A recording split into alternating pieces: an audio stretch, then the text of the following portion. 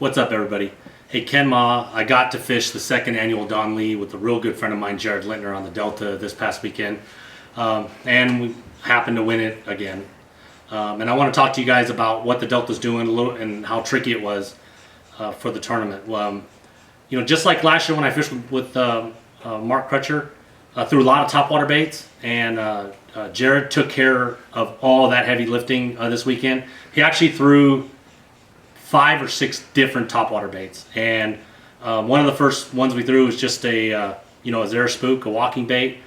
This happens to be a custom color that he has made for him, but we threw this a lot, and it was just kind of interchanging based on what was in front of us. We also threw a Whopper Plopper. This is the smaller one, a lot, and it seems like they want this bait a little bit better this year than they wanted the buzz bait. Last year was about the buzz bait. And then Jared probably caught 15, maybe 20 keepers on a Rio Rico. You know, basically this exact bait. I mean, it's got teeth marks all over it. So a lot of top water. And then as the tide started to fall, picked up a big stick and, ounce and a quarter. I like the big bite Yo Mama. And, I throw it on 80 braid with a Shimano high-speed reel and a 7-Eleven Loomis flipping stick. But what we noticed was the fish wanted more of that overhanging cover yesterday, as opposed to in weeks prior. They were a lot in that grass, so we actually made that adjustment yesterday. And like I said, we just kind of noticed they weren't biting in the grass as good. And it was tough overall. There were 70 boats, and first place was 20 pounds 9 ounces. And we almost had big fish again, but Mark Lassane caught a 7.14 to our 7.9.